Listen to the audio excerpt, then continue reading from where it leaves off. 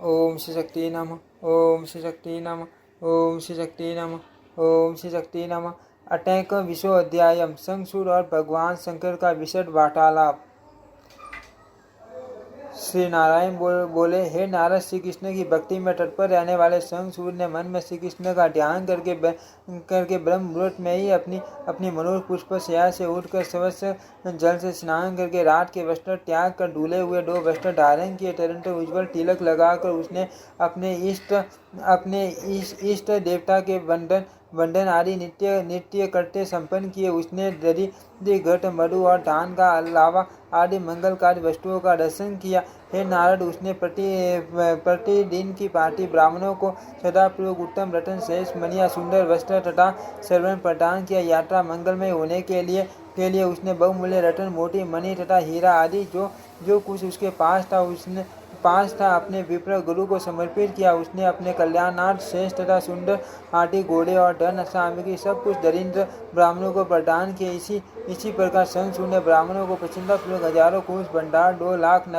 नगर और 100 करोड़ गांव प्रदान किए। तत्पश्चात उसने अपने पुत्र को संपूर्ण दानवों का राजा बनाकर उसे अपनी पत्नी राज्य संपूर्ण संपत्ति प्रजा सेवक वर्ग कोष और वाहन आदि सौंप कर स्वयं कवच पहन लिया और हाथ में धनुष धारण कर लिया। फिर क्रम से सेवकों के माध्यम से सैनिकों को इकट्ठा किया। हे नारद, उस दानव राज के द्वारा 3 लाख घोड़ों 1 लाख उत्तम कोटि के हाथियों 10,000 रथों 3 करोड़ धनुर्धारियों 3 करोड़ कवचधारियों और 3 करोड़ त्रिशूलधारियों से युक्त एक विशाल सेना तैयार कर ली गई, जो रण में सभी रथियों में श्रेष्ठ होता है। उसे महारथी कहा जाता है। उसने युद्ध शास्त्र में विशारद ऐसे ही एक महारथी को उस सेना का सेनापति नियुक्त कर दिया। इस प्रकार राजा शंखचूड़ ने उसे 3 लाख अक्षौहिणी सेना का सेनापति बनाकर उसे 30 अक्षौहिणी सेना के समूह में रक्षा के लिए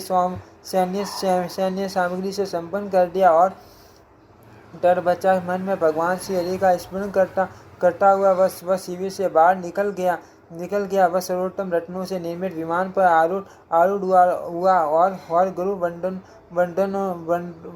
गुरु वंडों को आगे करके भगवान शंकर के पास चल पड़ा। हे नारद, पुष्प भद्रा नदी के तट पर एक सुंदर वृक्ष पास सिद्ध महात्माओं का सिद्धाश्रम है। उस स्थान को सीधे क्षेत्र कहा गया है। भारत में स्थित वह पुण्य क्षेत्र कपिल मुनि की तपोभूमि व पश्चिमी समुद्र के पूर्व में मलय पर्वत के पश्चिम में से शैल पर्वत की उत्तर दिशा में तथा गंधमार्दन पर्वत की दक्षिण दिशा में स्थित है। वह भारतवर्ष की एक पुण्यदायिनी नदी बहती है, जो 5 योजन चौड़ी तथा उससे 100 गुनी लंबी है। पुष्प भद्रा नामक वह कल्याणकारिणी शाश्वत तथा शुद्ध स्फटिक मणि के सदस्य प्रतीत होने वाली नदी जल से सदा परिपूर्ण रहती है। लवण समुद्र की प्रिय भार्या के रूप में प्रतिष्ठित वह नदी सदा सौभाग्यवती बनी रहती है। वह हिमालय से निकली हुई है तथा कुछ दूर जाकर शरावती नदी में मिल गई है। वह गोमती को अपने से बाएं करके प्रवाहित होती हुई अंत में पश्चिमी समुद्र में समाविष्ट हो जाती है। वहाँ पहुंचकर शंखचूड़ ने देखा कि करोड़ सूर्य के समान प्रकाशमान चंद्रशेखर भगवान श्री वटवृक्ष के नीचे विराजमान है। वे मुद्रा से युक्त होकर योगासन में स्थित थे और उनके मुखमंडल पर मुस्कान व्याप्त थी। ब्रह्म तेज से देदीप्यमान वे भगवान शंकर सूर्य स्फटिक मणि के समान प्रतीत हो रहे थे। वे अपने हाथ में त्रिशूल और प्रतिष्ठ तथा शरीर पर श्रेष्ठ बागंबर धारण किए हुए थे। अपने भक्तों की मृत्यु तक को टाल देने वाले शांत स्वभाव मनोर तपस्याओं का फल तथा सभी प्रकार की संपदाएं प्रदान करने वाले शीघ्र प्रसन्न होने वाले प्रसन्नतापूर्ण मुखमंडल वाले भक्तों पर अनुग्रह करने के लिए व्याकुल विश्वनाथ विश्वबीज विश्वरूप विश्वभज विश्वम्बर विश्ववर विश्व संहार कारणों के भी कारण नरक रूपी समुद्र से पार करने वाले ज्ञानप्रद ज्ञान बीज ज्ञानानंद तथा सनातन उन गौरीपति महादेव को देखकर उस दानवेश्वर शंखचूड़ ने विमान से उतरकर सबके साथ वहाँ विद्यमान शंकर को सिर झुकाकर भक्तिपूर्वक प्रणाम किया। शंखचूड़ ने शिव के वाम भाग में विराजमान भद्रकाली तथा उनके सामने स्थित कार्तिकेय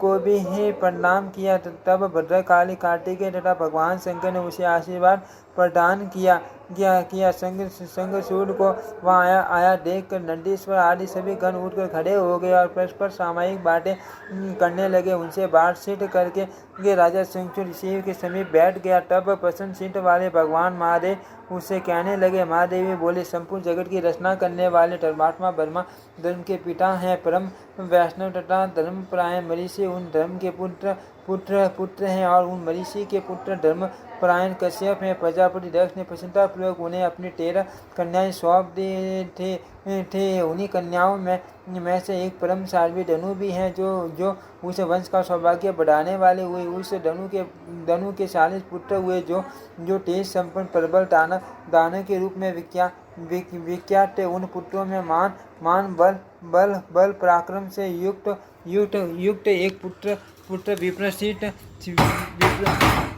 पुत्र विप्रसिद्ध था। उसका पुत्र दम था जो परम धार्मिक विष्णु भक्त तथा जितेंद्रिय था। उसने शुक्राचार्य को गुरु बनाकर परमात्मा श्री कृष्ण के उत्तम मंत्र का पुष्कर क्षेत्र में 1,00,000 वर्ष तक जप किया। तब उसने श्री कृष्ण की भक्ति में सदा संलग्न रहने वाले आप जैसे श्रेष्ठ पुरुष को पुत्र रूप में प्राप्त किया। पूर्व जन्म में आप भगवान श्री कृष्ण के 65 और गोपों में परम धार्मिक गोप थे। इस समय आप राधिका के साप से भारतवर्ष में दानवेश्वर बन गए हो। भगवान विष्णु का भक्त ब्रह्मा से लेकर तन पर्यंत सभी को तुच्छ समझता है। वैष्णव से हरि की सेवा को छोड़कर चालुक्य शास्त्री सायुज्य और सामीप्य इन मुक्तियों को दिए जाने पर भी स्वीकार नहीं करते। वैष्णव ब्रह्म तत्व अथवा अमर तत्व को भी तुच्छ मानता है। इंद्र तत्व अथवा मनुष्य तत्व को तो वह किन्हीं भी गणनाओं में स्थान नहीं देता। तो फिर आप जैसे कृष्ण भक्त को देवताओं के परमात्मक राज्य से क्या प्रयोजन। हे राजन, आप देवताओं का राज्य वापस कर दो और मेरी प्रीति की रक्षा करो। आप अपने राज्य में सुखपूर्वक रहो और देवता अपने स्थान पर रहे। प्राणियों में परस्पर विरोध नहीं होना चाहिए, क्योंकि सभी तो मुनि कश्यप के ही वंश से हैं। ब्रह्म हत्या आदि से होने वाले जितने पाप हैं, वे जाति द्रोह से करने से लगने वाले पाप की 16वीं कला के भी बराबर नहीं है। हे राजेंद्र, यदि आप इसे अपनी संपत्ति की हानि मानते हो तो यह सोचो कि किन लोगों की सभी स्थितियां सदा एक समान रहती हैं। प्राकृतिक प्रलय के समय ब्रह्मा का भी सदा तिरोधान हो जाया करता है। तदनंतर ईश्वर के प्रभाव तथा उनकी इच्छा से पुण्य उनका प्राकट्य होता है। उस समय उनकी स्मृति लुप्त रहती है। फिर तपस्या के द्वारा उनके ज्ञान में वृद्धि हो जाती है। निश्चित है, तत्पश्चात वे ब्रह्मा ज्ञान पूर्वक कर्म सृष्टि करते हैं। सतयुग में लोग सदा सत्य के आश्रय पर रहते हैं, इसलिए उस युग में धर्म अपने परिपूर्णतम स्वरूप में विद्यमान रहता है। वही धर्म त्रेता युग में तीन भाग से, द्वापर में 2 भाग से तथा कली में 1 भाग से युक्त कहा गया है। इस प्रकार क्रम से उसका एक अंश कम होता रहता है। कली के अंत में अमावस्या की चंद्रमा की बातें धर्म की कला केवल नाम मात्र रह जाती है। ग्रीष्म ऋतु में सूर्य का जैसा तेज रहता है, वैसा शिशिर ऋतु में नहीं रह जाता। दिन में भी सूर्य का जैसा तेज मध्य काल में होता है, उसके समान तेज प्राप्त तथा सारे काल में नहीं रहता। सूर्य समय से उगते हैं, फिर क्रम से बाल सूर्य रूप में हो जाते हैं। तत्पश्चात प्रचंड रूप से प्रकाशित होने लगते हैं और पुण्य यथा समय अष्ट हो जाते हैं। वह काल ऐसा भी कर देता है कि सूर्य को दिन में ही मेघासन आकाश में सीप जाना पड़ता है। वे सूर्य ही राहु से ग्रसित होने पर कांपने लगते हैं और फिर थोड़ी ही देर में प्रसन्न हो जाते हैं। जैसे पूर्णिमा तिथि को चंद्रमा पूर्णतः रहते हैं, वैसे ही वे सदा नहीं रहते, अपितु प्रतिदिन उनकी कला में कर्मशय होता रहता है। तत्पश्चात अमावस्या से इनमें दिनों दिन वृद्धि होने लगती है होने लगती हैं और ये पुण्य पुष्ट हो जाते हैं। चंद्रमा शुक्ल पक्ष में सुबह युक्त रहते हैं और कृष्ण पक्ष में सह के द्वारा मलान हो जाते हैं। राहु के द्वारा ग्रसित होने के अवसर पर ये शोभाहीन हो जाते हैं और आकाश के मेघासन होने के समय ये प्रकाशित नहीं होते। इस प्रकार काल भेद से चंद्रमा किसी समय तेजस्वी और किसी समय शोभाहीन हो जाते हैं। इस समय श्री वीन राजा बलि भविष्य में सुतल लोक के इंद्र होंगे। सबकी आधार स्वरूपा पृथ्वी काल के प्रभाव से शशियों से संपन्न हो जाती है और फिर वही पृथ्वी काल के प्रभाव से प्रलयकालीन जल में निमग्न हो जाती हैं और तिरोहित होकर आप्लावित हो जाती है। एक निश्चित समय पर सभी लोग नष्ट हो जाते हैं और फिर समय पर उत्पन्न भी हो जाते हैं। इस प्रकार जगत के संपूर्ण शास्त्र पदार्थ काल के प्रभाव से नष्ट होते हैं तथा उत्पन्न होते हैं। ऐश्वर्य संपन्न परम ब्रह्म परमात्मा की समता काल से हो सकती है। उन्हीं की कृपा से मैं मृत्युंजय हो सका हूँ। मैंने असंख्य प्राकृत प्रलय देखे हैं तथा आगे भी बार बार देखूंगा। वे प्रगति रूप हैं और वे ही परम पुरुष भी कहे गए हैं। वे परमेश्वरी आत्मा है, वे ही जीव हैं और वे ही अनेक प्रकार के रूप धारण करके सर्वत्र विराजमान हैं।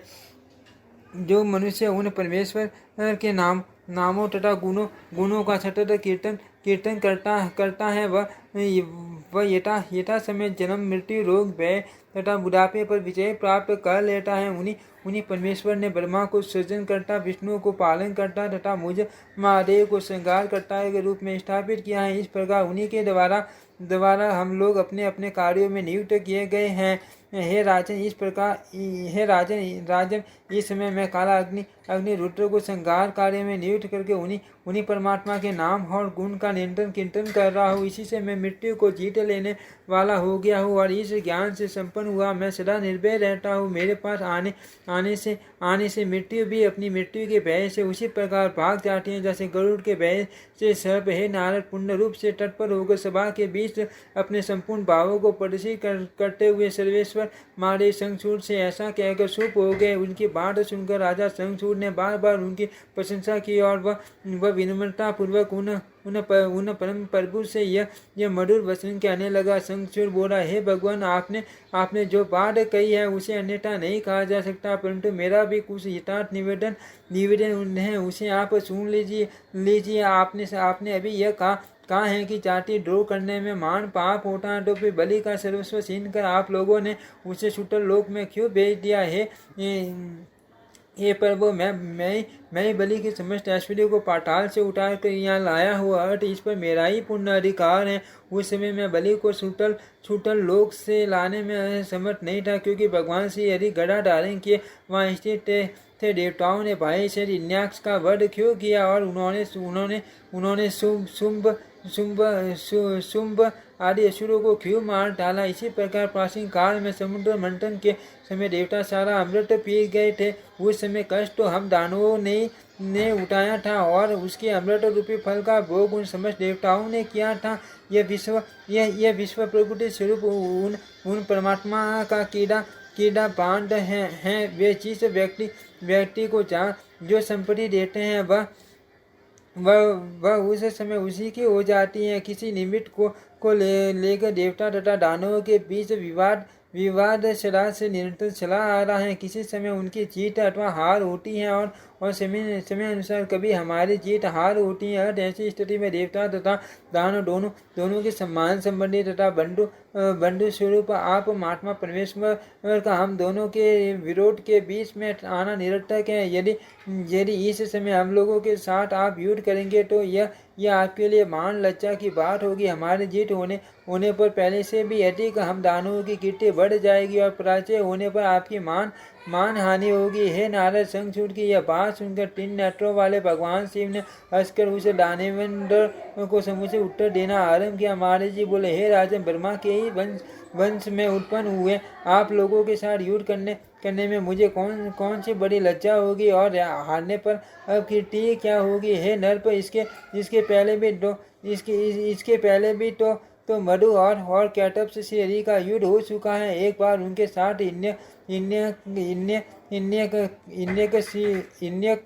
शिपु का युद्ध हुआ था और इसके बाद श्री हरि ने गदा लेकर हिरण्याक्ष के साथ भी युद्ध किया था।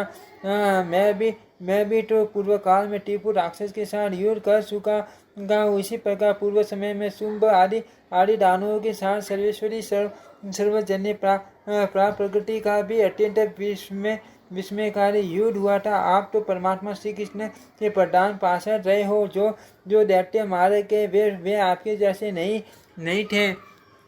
हे राजन, आपके साथ युद्ध करने में मुझे कौन सी बड़ी लज्जा है। सभी देवता श्री हरि की शरण में गए थे। तब देवताओं की सहायता के लिए उन्होंने मुझे भेजा है। आप देवताओं का राज्य वापस कर दो, ये मेरा निश्चित वचन है, अन्यथा मेरे साथ युद्ध करो। वाणी का अब व्यय करने से क्या लाभ है नारायण। ऐसा कहकर भगवान शंकर चुप हो गए और शंखचूड़ भी मंत्रियों के साथ शीघ्र ही उठ खड़ा हुआ।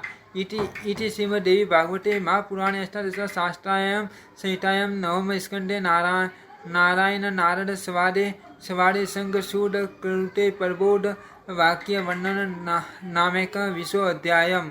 ओम श्री शक्ति नमः। ओम श्री शक्ति नमः। ओम श्री शक्ति नमः। ओम श्री शक्ति नमः।